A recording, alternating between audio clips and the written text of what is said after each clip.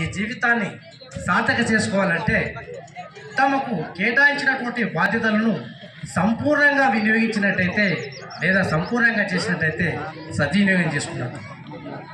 నేను ఇక్కడికి వచ్చిన తర్వాత లేదా మాబ్నార్ దగ్గర మధుర మండలంలో పనిచేసేవాళ్ళు. 2015లో ఇక్కడ వచ్చాను. వచ్చిన తర్వాత అందరూ ఎంఈఓలను గమనిస్తున్నాను. దానిలో కొండారెడ్డి సార్ గారిని కూడా గట్టు, అదేవిధంగా మల్లకల్ 2020 తర్వాత చాలా సాదాసీదాగా ఒక ఉపాధ్యాయుడుగా అంటే ఏ విధమైన అహంభావం లేకుండా లేదా ఆ దర్పం లేకుండా ఒక సేవకుడుగా ఆయన అన్ని వేళ సేవలు అందిస్తూ సాధారణ మనిషిలా ఉండడం అది గొప్ప విశేషం.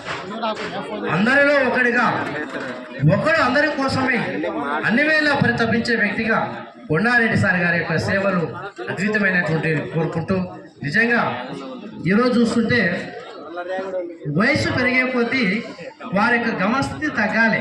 కానీ వయసు పెరిగిన రిటైర్మెంట్కు ఈరోజు విరామం తీసుకున్నటువంటి కొండారెడ్డి సార్ గారు చాలా యాక్టివ్గా తిరుగుతున్నారు స్టేజ్ పైన.